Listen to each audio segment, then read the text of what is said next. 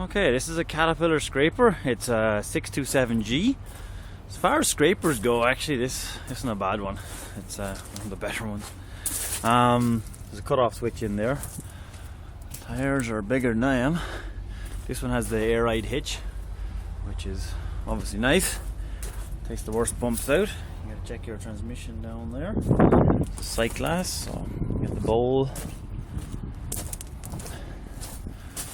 on the back. This isn't one of the bigger scrapers, but it's not one of the smaller ones either. I'll go around this side. So you got a push plate on the back. This one for pushing. You got an emergency shut off there, and nice steps to get up. You got your coolant there for your back engine, because of course you got two engines in these. Dipstick is down here, and it's a Caterpillar C9 engine, so it's a big one. Coming across here, you got your diesel tank, and coming over the far side, then you got your transmission oil there. So I look around the side of the engine, big turbo. There's a cut-off switch there. Your batteries are in here. So let's go up and have a look at the other engine. The first one.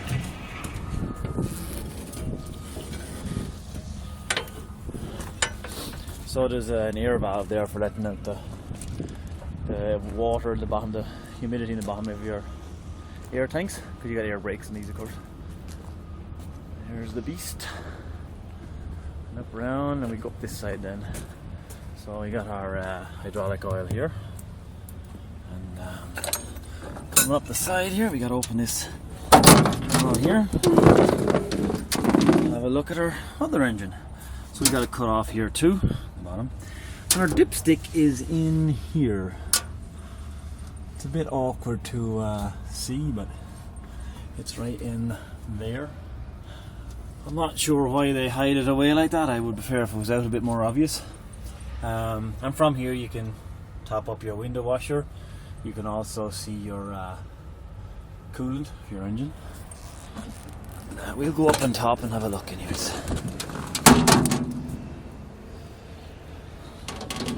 Get a view from the top. So we got all our grease points here in the one spot. There's grease points down the back too. Most of your main ones are here. So you got a look, an overview of the machine. So let's go down and have a look inside the cab and the controls. These are a very expensive machine, but they're quite good for moving dirt when you get them moving. This one doesn't have a pull feature on the front of them. A lot of them do. There's another cut off there, and you also release the air from your tanks there with those guys. So let's come up inside the cab, have a look. Okay, so here's our cab. Got a mirror, a radio, air conditioning, and so on. The seat is rotated slightly, as you can see. We'll see why in a second. So coming up here, close our door. Key is here. So you got two engines, so that'll start your first engine. Then you come across here, and I don't know if you'll see it, but there we go. Little bit of smoke out of your second one. Okay, so to watch your two engines, this here starts your second engine. This one here flips between the front engine and the back. So that's on the front one. Flip it down here, and there it has switched.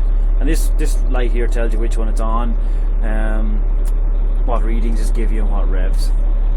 So this one here is for information. You just toggle through here. It gives you hours and stuff like that. Nothing important. This here is for your back transmission. To take your back transmission out of gear, you push it this way. Put it back in gear, you push it that way. That's if something goes wrong with your back engine, you can take your transmission out of gear and just drag it around without doing any harm. Lights, hazards, and then the rest of the controls here.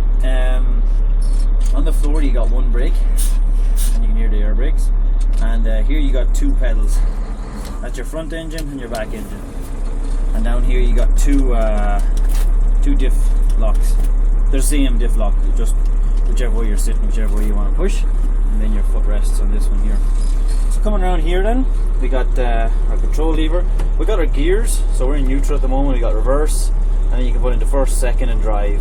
And this yellow button here stops it going into the next gear. So if you push that yellow button when you're in third or whatever, it won't go any higher. Handbrake here, pretty obvious. You got a cruise control in these as well, so you get your revs up and you're moving along your haul road, push that, it'll hold the revs. So this joystick here, this is pretty similar to the one in a D8 or 9 or some of them. So you pull up your joystick, up goes your ball. Put your joystick down, down goes your ball. So that's what that movement is. The right and left is the door. See your door coming forward there? So that's pushing out the dirt right now. There's no dirt in it, but okay. And these newer ones, this is the G series, so it's all on a joystick. The older ones used to have a whole pile of levers there. You don't want to be running one of them. This one here has an auto return function. So when you come and you dump out your belly, you just push it across like that. It brings on this red light, and as soon as that gets back to the back, it goes dunk and it stops. So that's at the back now, it's returned, and now this red light will turn off. The revs are down a bit, but there you go. This here is your apron. So this is what holds your dirt in. There you go. So you can open and close that just on your thumb. These two buttons here, this one here is your smooth ride or air ride. So when you're traveling, you push it and it goes up, and then when you come to fill or empty, you push it there and it goes back down again solid to give you a better grade.